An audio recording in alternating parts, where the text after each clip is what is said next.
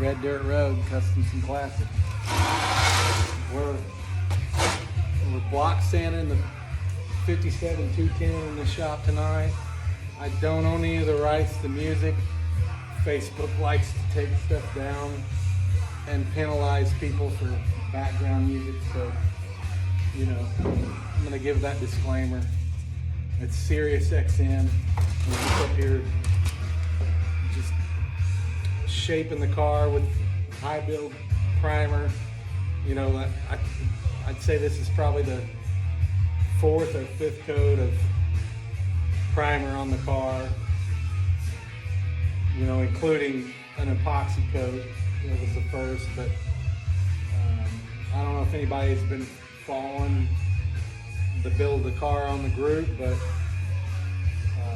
I've taken a lot of still pictures and haven't done a lot of videos lately, but gonna try to get back into that maybe a little bit more. And we're working with a 3M sandpaper tonight and a 3M block, and then I've got a flat block.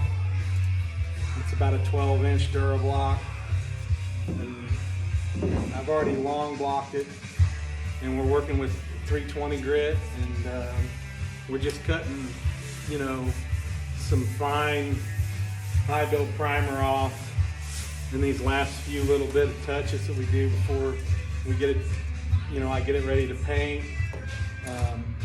It's been a process. There's a lot that's went into this build already, but I'm trying to do better about taking videos and talking more about how we've got to this point. You know, there's a lot of techniques.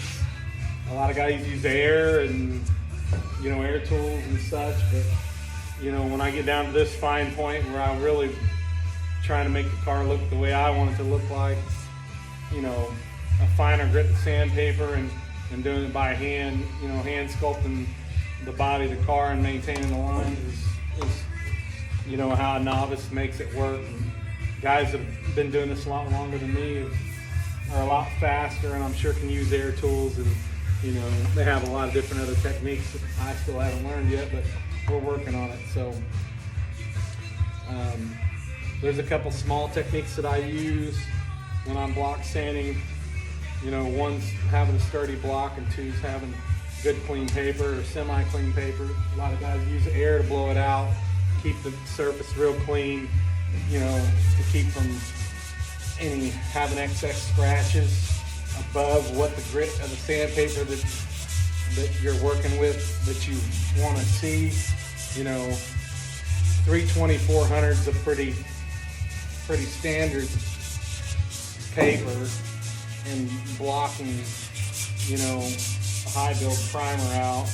I mean, we don't start that way, but to this point we're definitely at that point. So, you know, you don't go backwards unless you find an issue. So, you know, you wouldn't want to touch this car with, you know, 120 or 80 right now, unless you wanted to go back and reblock everything back out again and take all them deeper scratches out with that 80 or 120 grit. So that's why we're to this finer grit sandpaper, and you know, you don't push real hard at this point. You're kind of just letting the sandpaper do the work for you, and trying to use, you know, an X pattern helps maintain the shape of the body the correct way.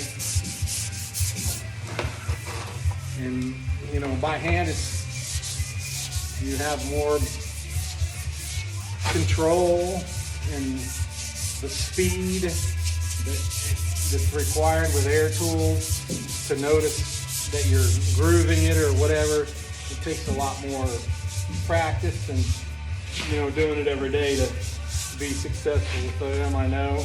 And that's the reason why we're using the older method, that still accomplishes the same end result. It's just a little slower and allows for somebody that's not had a huge experience with this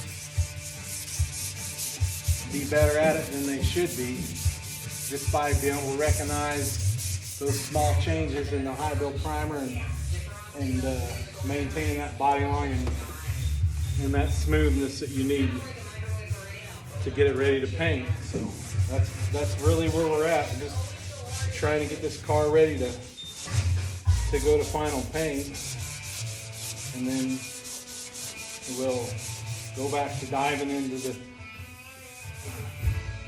the mechanicals of the car. I hope everybody enjoyed this. This is just my take on it.